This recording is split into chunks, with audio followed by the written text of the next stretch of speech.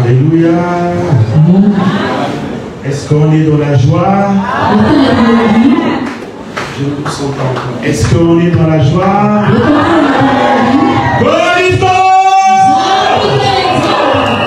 On peut acclamer encore.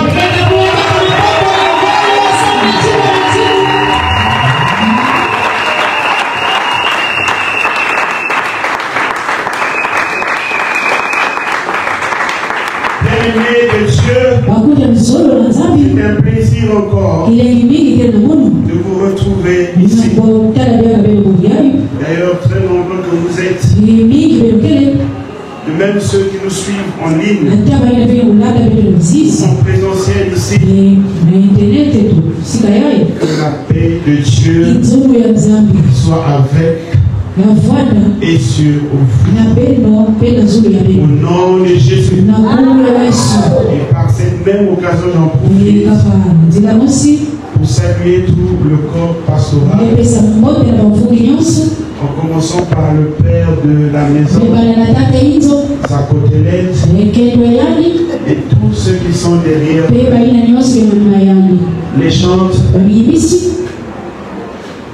le protocole, secrétariat, surveillance, en tout cas les fidèles, nous tous ici réunis, que la paix du Seigneur puisse inonder nos cœurs. Bien-aimés, avant de poursuivre, j'aimerais qu'on puisse un peu louer le Seigneur. Alléluia, est-ce qu'on peut louer le Seigneur? Bien. Tu t'élèves là où tu es. C'est une veillée de prière. C'est pas une veillée mortuaire. Si tu n'as pas des pieds, tu as au moins tes bras. Et si tu n'as pas les bras, tu as au moins ta bouche. Et si tu n'as pas de bouche, tu as au moins ta tête. Tu peux remuer. Mais cela au service du Seigneur, ça fait du bien. Alléluia. Est-ce qu'on peut donner un peu de rythme là? Oh,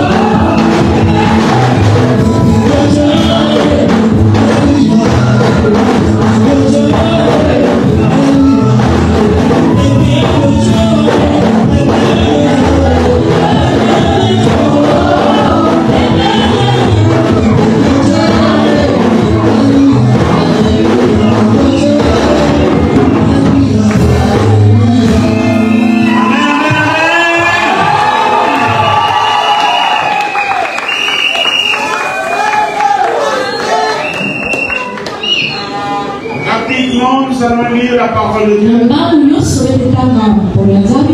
Et nous faisons notre première lecture qui se trouve dans le livre de Jérémie, au chapitre 29, le 11e verset. Car je connais les projets que j'ai formés sur vous, dit l'Éternel, projet de paix et non de malheur, afin de vous donner un avenir et de l'espérance. Je relis encore, car je connais les projets que j'ai formés sur vous, dit l'Éternel, projet de paix et non de malheur, afin de vous donner un avenir et de l'espérance. Amen, amen, amen. Tu peux t'asseoir là où tu es.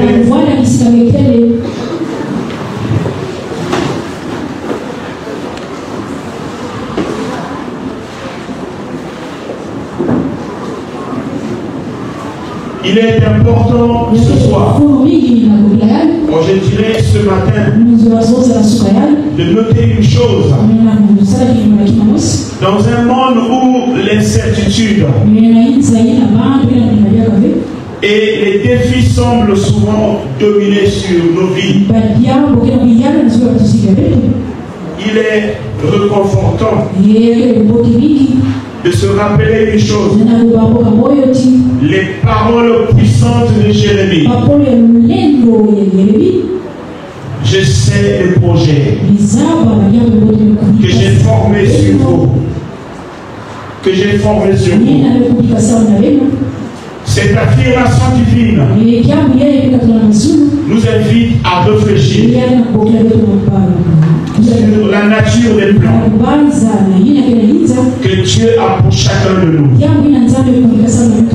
Elle nous rappelle, malgré les épreuves, les détours que nous pouvons rencontrer dans notre vie, il existe une intention. Oui, une intention bienveillante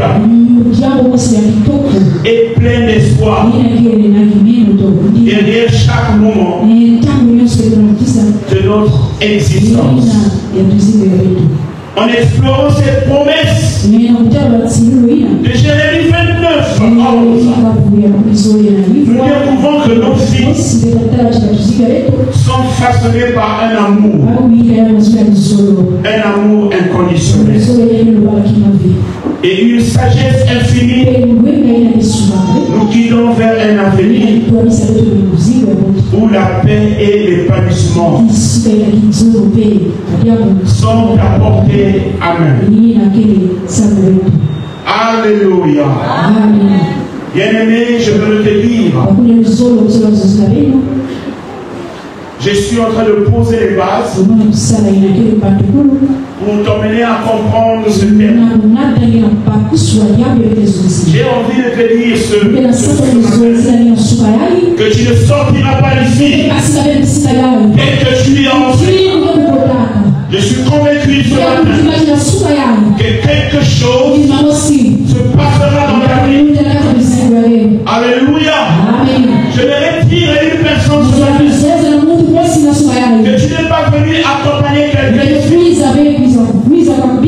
devrais encore être agressive en ajoutant que tu n'es pas venu dans ce monde pour accompagner les autres. Dieu a un plan merveilleux pour toi. Et si tu veux regarder ta soeur qui a ta gauche, Dieu a un projet merveilleux pour ta vie. Oh, dis ça.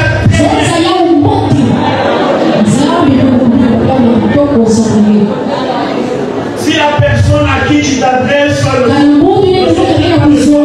tu peux changer de personne.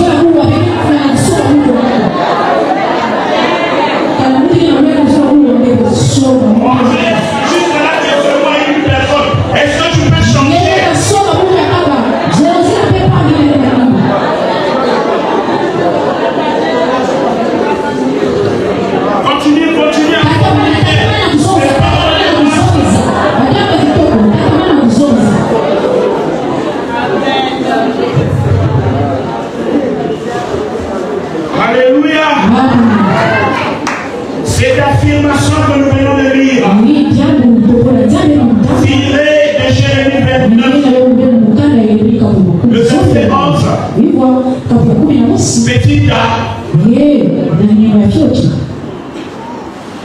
C'est le thème, n'est-ce pas, de notre nuit de prière.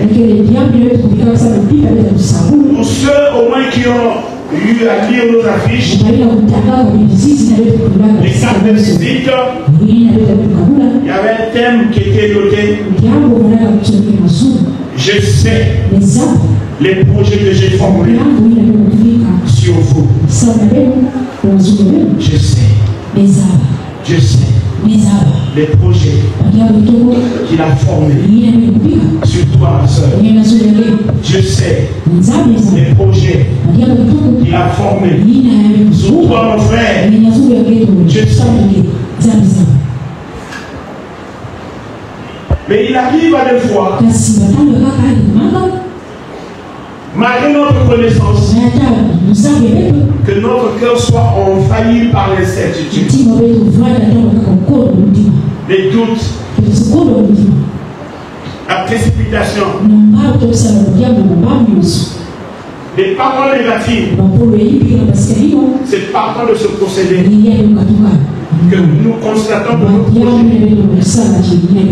les plans que Dieu a placés pour nous sont en train de l'embellir. Ou tard au moins à s'accomplir. Mais je suis sûr et certain que Dieu a un plan merveilleux. Mais la question que tu dois te poser, tu peux savoir que Dieu a un plan merveilleux pour ta vie. C'est une certitude. C'est une vérité. Mais le problème, comment s'approprier de cette promesse pour que celle-ci enfonce quelque chose dans ta vie.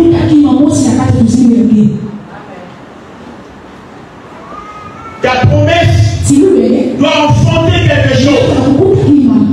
Ta promesse doit aboutir à quelque chose. Bien aimé, lorsque nous regardons un peu la vie de Salomon et de Joseph, nous allons comprendre une chose, que dans la vie de Joseph, il a passé une bonne période. La Bible notifie pendant 13 ans dans les épreuves, dans les difficultés, avant que Dieu puisse l'emmener, le placer à un rang élevé comme premier gouverneur, le second de Pharaon en Égypte. Mais lorsque nous prenons maintenant, nous retournons l'histoire pour saisir celle de Salomon, nous voyons dans la vie de Salomon que Salomon n'est pas passé par elle pour être élevé au rang de roi. Ainsi j'ai compris une chose. Il y a ceux, avant que le plan de Dieu ne puisse s'accomplir dans sa vie, il passe par les épreuves. Mais il y a d'autres cependant, il ne passe pas forcément. C'est le cas de Salomon. Alléluia. Tu n'es pas obligé ce matin de passer par les épreuves avant que le plan de Dieu ne puisse s'accomplir dans ta vie. Alléluia. Il y a des gens qui veulent souvent comparer leur vie à celle d'Abraham. Mais Abraham, c'est pas toi. Souvent, nous avons l'habitude de dire dans nos prières, oh Seigneur, je te prie de faire la même chose comme tu l'as fait dans la vie d'Abraham. Fais la même chose. Comme tu l'as fait aussi dans la vie de Daniel. Fais le même aussi dans la vie. Est-ce que vous mesurez la teneur de ces prières? Mais je sais une chose. Daniel est passé par la fournaise. Daniel est passé par la fosse au lion. Est-ce que si vous, on vous prenait, on vous placez dans la fournaise, vous allez toujours tenir? Est-ce que si on vous prenait, on vous plaçait dans la fosse au lion, vous allez toujours continuer à résister? Avant même que le pied n'y arrive, toi-même tu vas dire, je me suis trompé. On dirait, j'allais dire autre chose. C'est pas ça. On fait comme tu l'as fait dans la vie d'Abraham. Et Abraham a attendu 25 ans. Et toi aussi, tu pourras attendre 25 ans.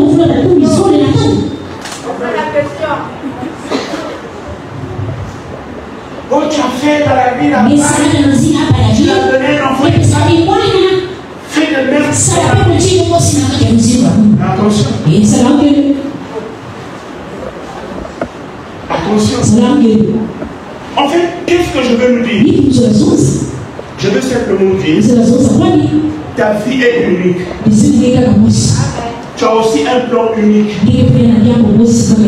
Dieu agit dans la vie de tout un chacun de nous pour accomplir ses plans. Dieu a béni l'autre, béni le Seigneur. Et ne l'envie pas. Mais dis pas, non Seigneur, commence à faire. Commence à faire parce que si Dieu commence à tracer ta vie, la passé, par les mêmes épreuves, je suis sûr et certain, avant que tu aies terminé ces sévères souffrances, toi-même tu vas déclarer.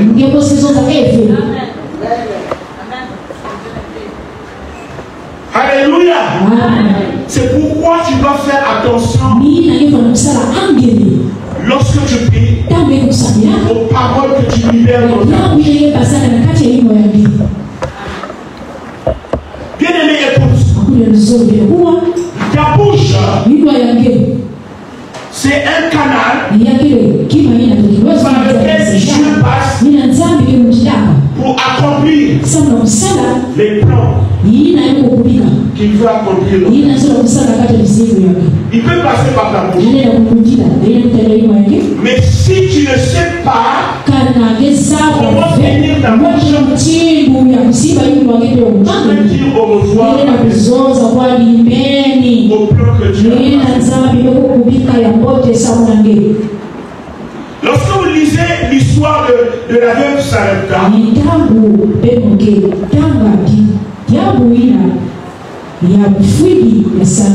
nous sommes au roi chapitre 17, le verset 9. Écoutez ce que Dieu dit à Élie. Lève-toi, va à Sarepta, qui appartient à Sidon, et demeure là. Voici, j'ai ordonné à une femme veuve de te nourrir. Qui parle? C'est Dieu. Il dit quoi? J'ai ordonné à une femme là-bas de te nourrir. Maintenant, moi je me suis exercé sur ce chapitre-là. En commençant par le verset premier de ce chapitre, jusqu'au verset 24. La question que je me posais, c'est à quel moment Dieu a-t-il ordonné à cette femme de nourrir Élie? Si tu lis ce texte-là, c'est écrit nulle part.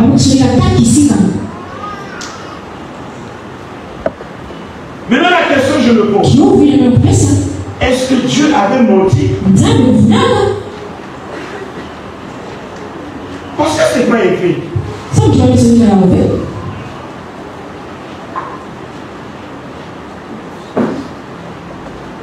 Quand vous lisez ce texte, quand vous arrivez au verset 12,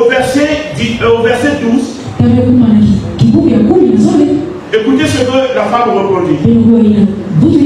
Quand au verset 11, Élie lui dit, apporte-moi, je te prie, un morceau du pain dans ta maison, dans ta main. Et le verset 12 dit ceci. Et elle répondit, ton Dieu est vivant. Je n'ai rien de nuit. Je n'ai qu'une poignée de farine dans un pot et un peu d'huile dans une cruche. Et voici, je ramasse 2 morceaux de bois. Puis je rentrerai et je préparerai cela pour moi et pour mon fils. Nous mangerons. Après quoi, nous mourrons. Après quoi, nous mourrons. Le passage dit, j'ai ordonné à une femme de te nourrir. C'est le passé composé. Amen. Amen. Ça veut dire, avant que Élie n'arrive là où Dieu avait déjà ordonné. Vous comprenez? Dieu avait déjà ordonné. Mais le problème est que cette femme, si elle avait bel et bien reçu l'ordre venant de l'Éternel, elle ne veut pas dire que je vais manger, moi et mon fils, après nous allons manger.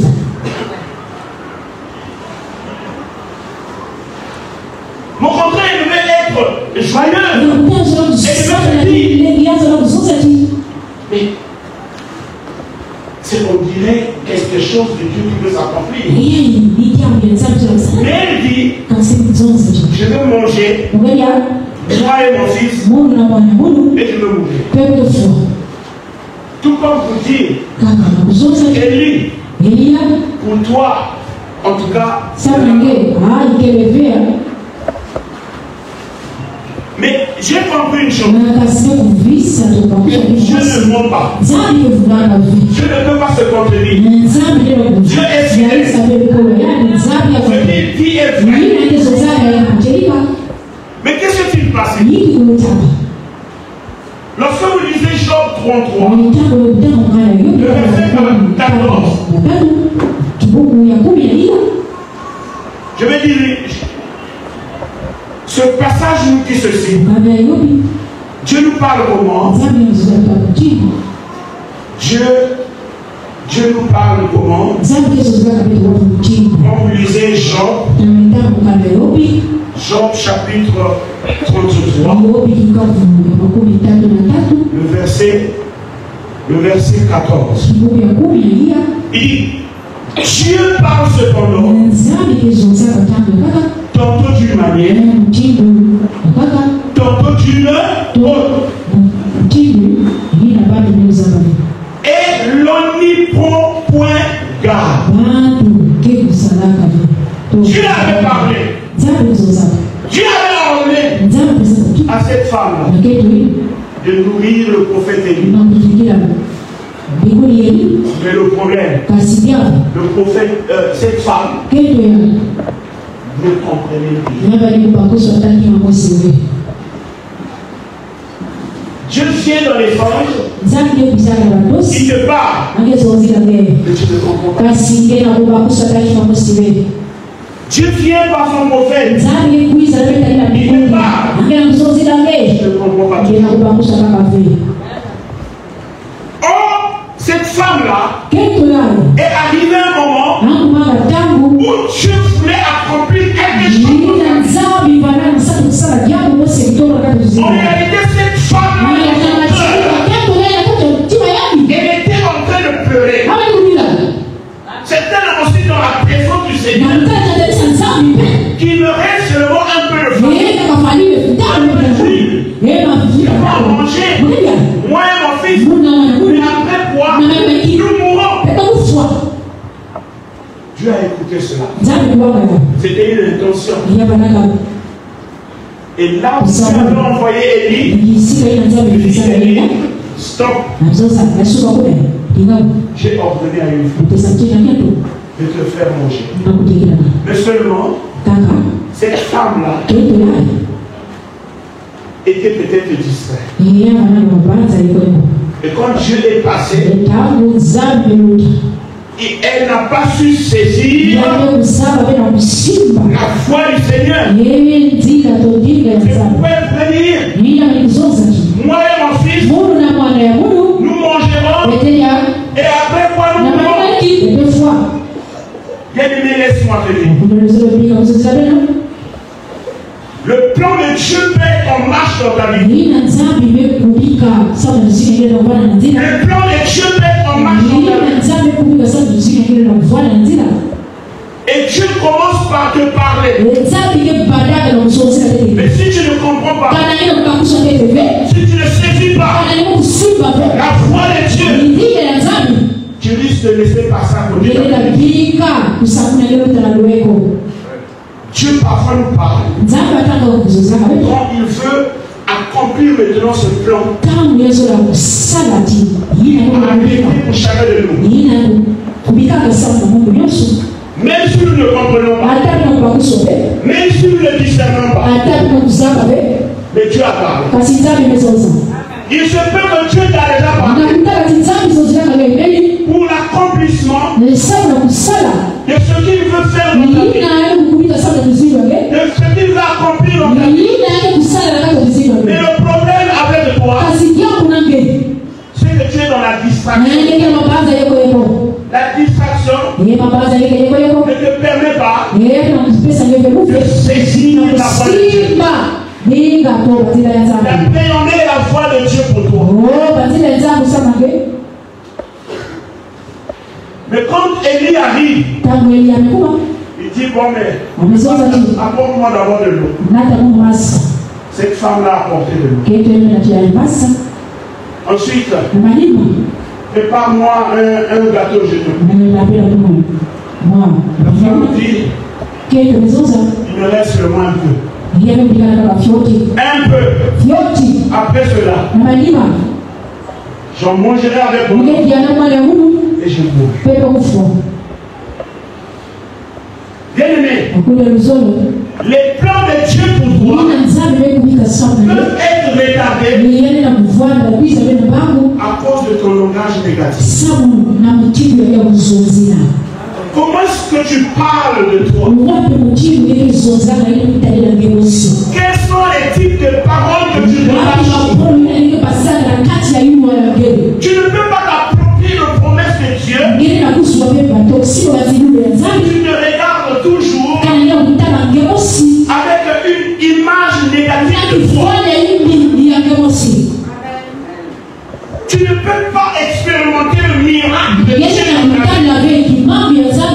Tu continues toujours à parler négativement. C'est pourquoi cette soeur qui a témoigné ici, elle a rêvé, elle avait une grosse. Elle mal. Elle devait d'abord faire boire. Nettoyer la bouche. en réalité, changer sa manière de penser, de parler également. Ce que je pense va affecter aussi la façon de parler. Et quand je parle mal, ce que je libère peut affecter aussi ma destinée. Peut empêcher l'accomplissement des plans de Dieu. Tu veux que Dieu puisse accomplir ses promesses dans ta vie. Commence par t'approprier les promesses de Dieu. Alléluia. Dieu pour montrer qu'il est Dieu, il fait en sorte que lui ne puisse pas t'arriver. Il fait en sorte que la famille ne puisse pas t'arriver. La femme on a mangé. Mais après, qu'est-ce qui se passe? À partir du verset 16 jusqu'au verset 24, je vous ai passé la lecture la femme, le fils de l'enfant, le fils de cette femme-là va mourir.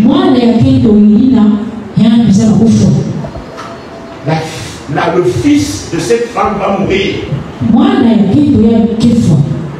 Alléluia. Amen. Mais maintenant, posons-nous la question. Pourquoi le fils était mort? Et a expérimenté le miracle de la famille. De l'huile. Mais pourquoi après encore l'enfant va mourir?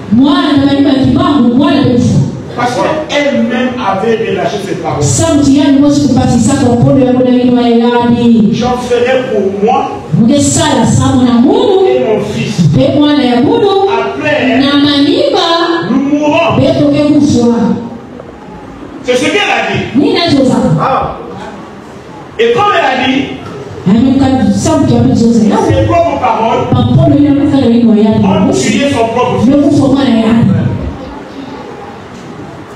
Beaucoup de gens ici ont tué leur propre bénédiction par leur façon de parler, par leur dire. Ces gens ont tué leur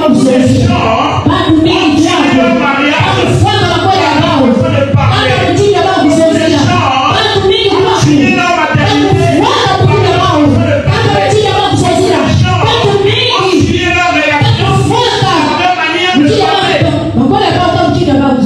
Qu'est-ce que tu as tué? Qu'est-ce que tu as tué?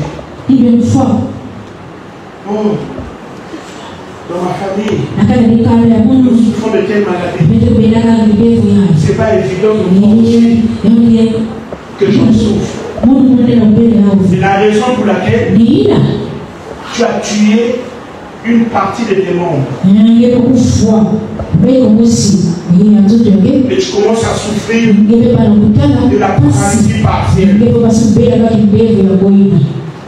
Si tu remarques très bien, les organes, parfois qui sont tombés malades dans ton organisme, et le résultat parfois des paroles négatives. J'ai mal à la tête. Tu as confessé ça. Le mal aussi s'attache. J'ai mal au ventre. Ça s'attache à toi. Et quand Dieu va visiter Abraham,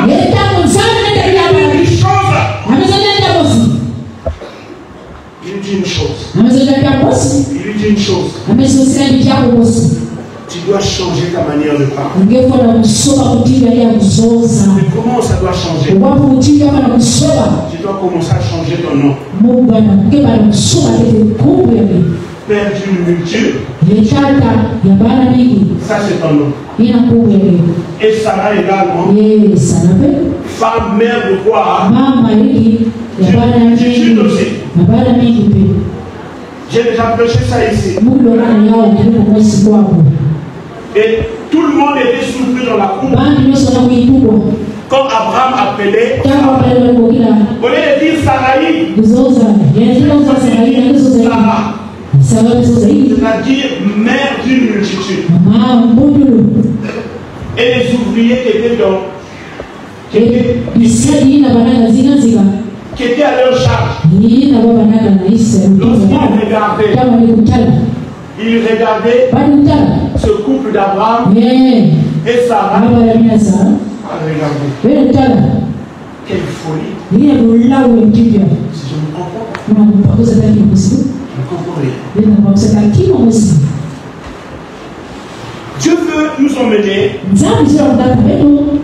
à faire des déclarations positives de nous-mêmes. Même si tu n'as pas, déclare que tu l'as. Et les paroles qui sortent de ta bouche viennent comme un aimant qui vont attirer ce bénéfice. Est-ce que vous comprenez?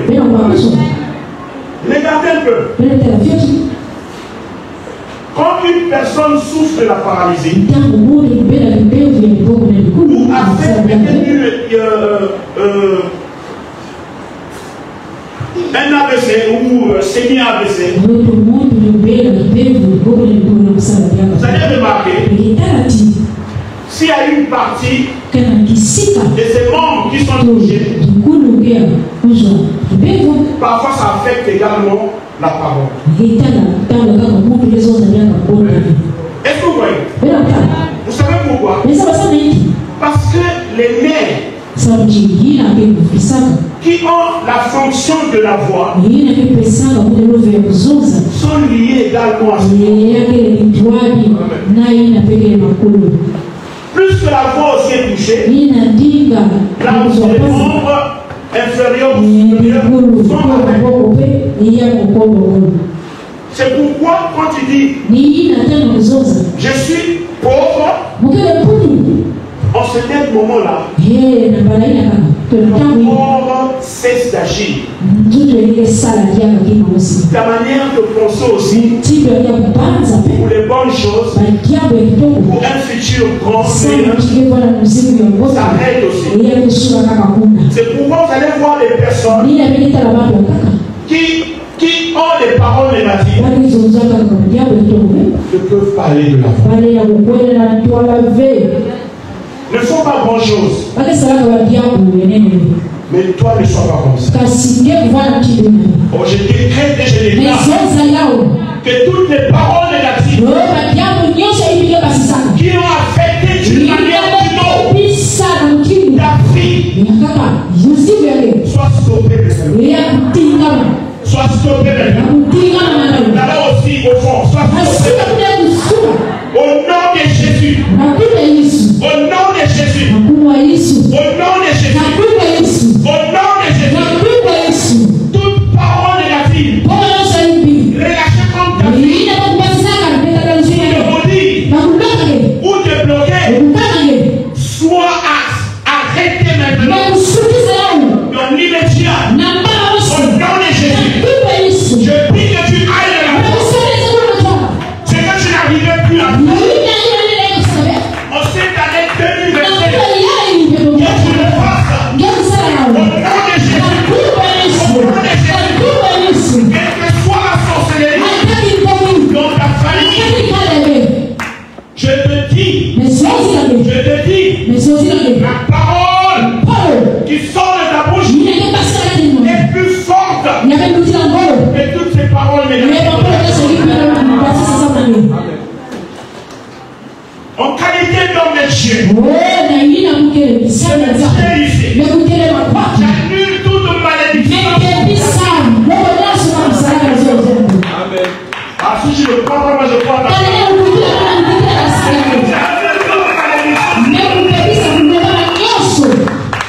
Alléluia. Amen. Ça doit chauffer maintenant. Et pour moi, nous ne sommes pas venus pour blaguer. Tu as longtemps souffert. En 2023. En 2024. Et dans cette année 2024. Les choses doivent changer. Les choses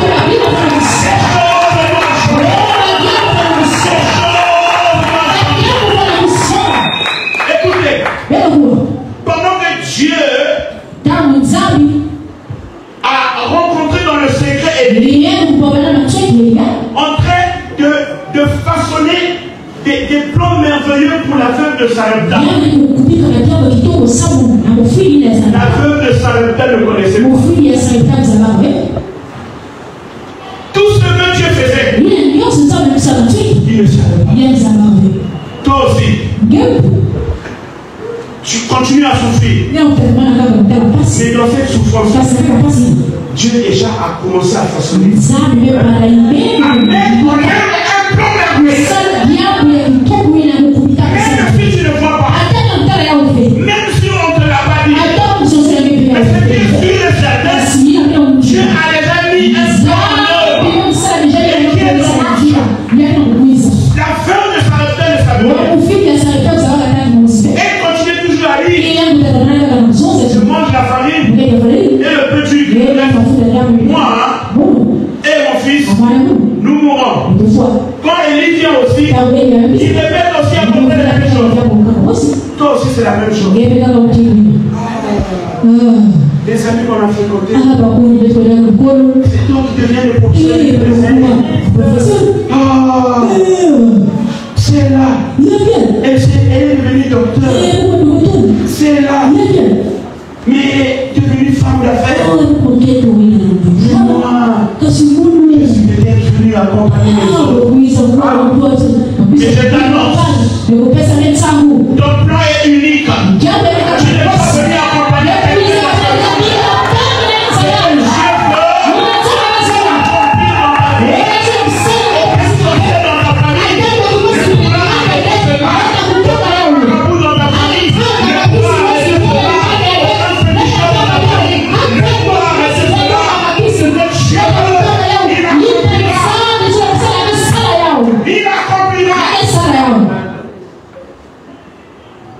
Que tu ne pourras pas mettre au monde. Ce secours aussi, c'est les mêmes paroles que Abraham avait entendues dans la maison de son frère. Son père continue à venir. Oh, Abraham, reste seulement. C'est pas grave. Je veux continuer à faire le jusqu'à l'âge de 75 ans. Abraham n'avait pas d'enfant. Jusqu'à l'âge de 75 ans. Tu n'es pas obligé d'attendre longtemps que tu te maries. Tu n'es pas obligé d'attendre longtemps. J'ai tout fait. Je suis à nouveau. Je ne sais pas. Les projets de Dieu. Je ne vois pas. Je suis fatigué. Je ne sais pas. Qu'est-ce qu'il faut faire? Là où tu es. C'est toi Dieu. À moins que ça ne soit pas toi. Mais si cette parole-là touche dans ton cœur, tu peux t'élever là.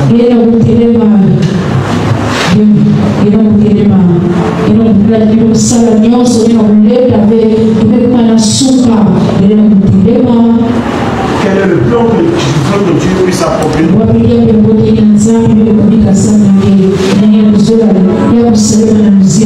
Lève-toi seulement là où tu es.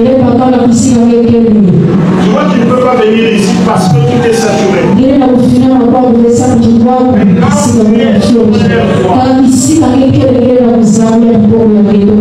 mais tu veux faire quelque chose.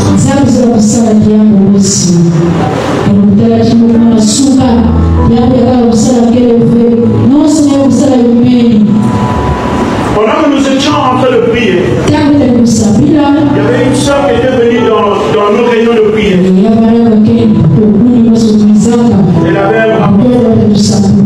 Elle ne pouvait pas faire ceci.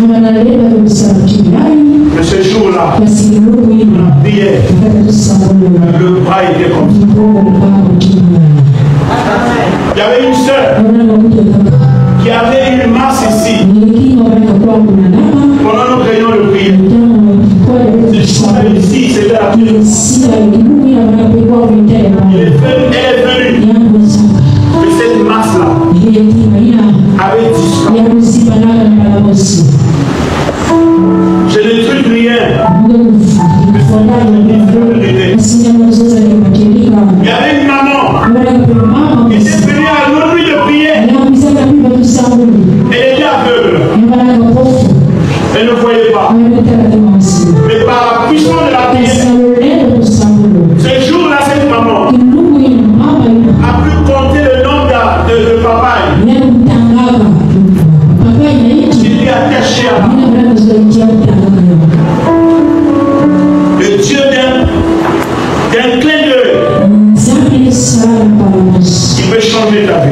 Il peut changer ta vie. Maintenant, écoute. L'atmosphère commence à changer maintenant. Écoute-moi, frère. Quand Dieu parle, c'est un filet qu'il te donne.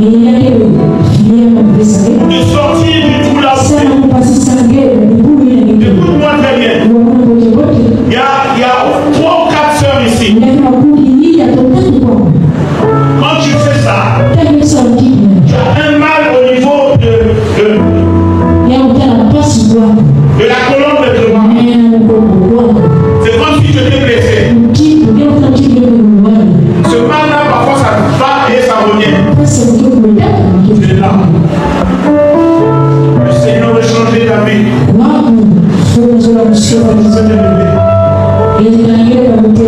Je veux te toucher. Écoute-moi très bien. Je parle aussi à une sœur. Tu allais faire des examens au niveau de ta trompe. Et là où je suis en train de on t'a pris avec une masse. Et on t'a dit on doit intervenir. Tu es content de cela. Tu es conscient, j'ai dit de cela. Et c'est d'abord les résultats que l'échographie a sortis. Tu es là. Le Seigneur veut te sortir de là. Est-ce que tu peux te tenir debout?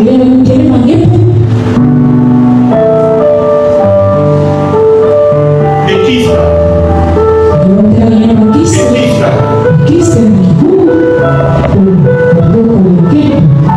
Il y a 3 sœurs également.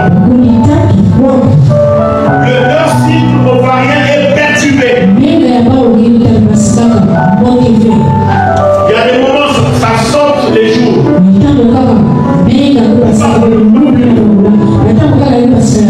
Et parfois, ça réapparaît tardivement.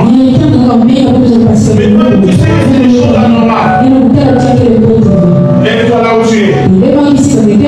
Le Seigneur veut te sortir de là. Le Seigneur veut te sortir de là.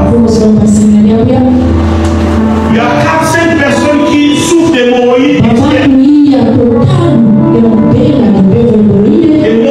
externes. Et souvent, parfois, c'est le sang qui sort. Et parfois, tu as mal quand tu veux faire les scènes.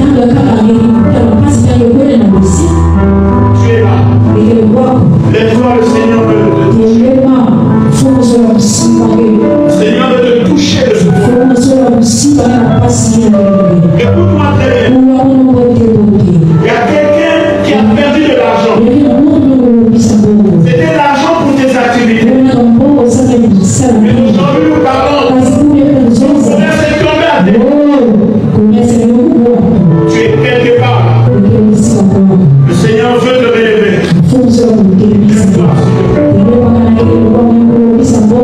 Écoute-moi là-bas au fond là-bas.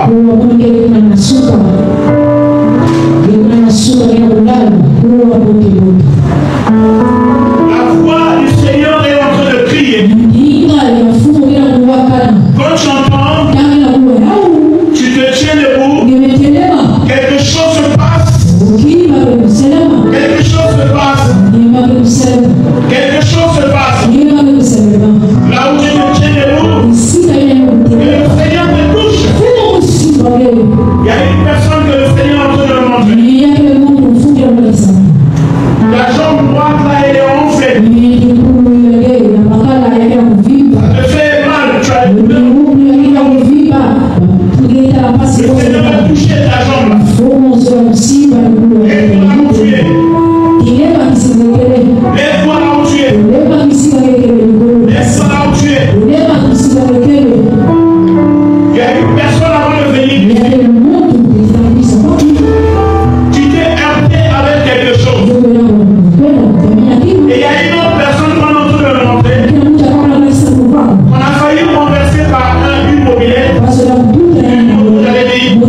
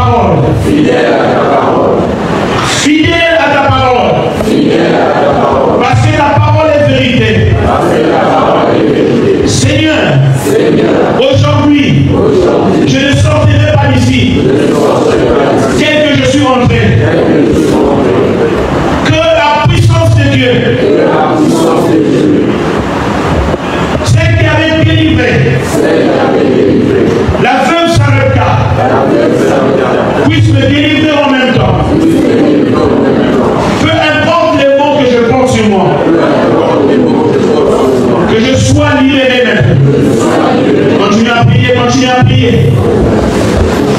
Dis ça avec force. Intercède. Intercède. Intercède.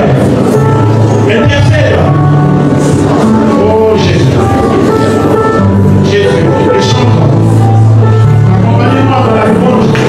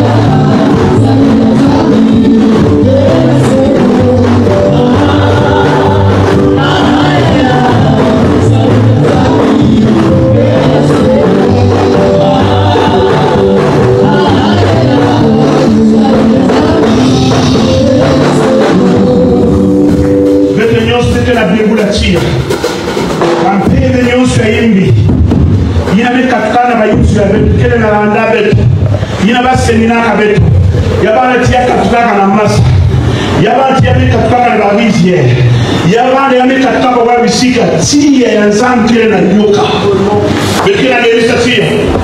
Est-ce que tout le monde peut prier à ça? Que le feu de Dieu descende maintenant. Tu n'es pas venu assister les fois et puis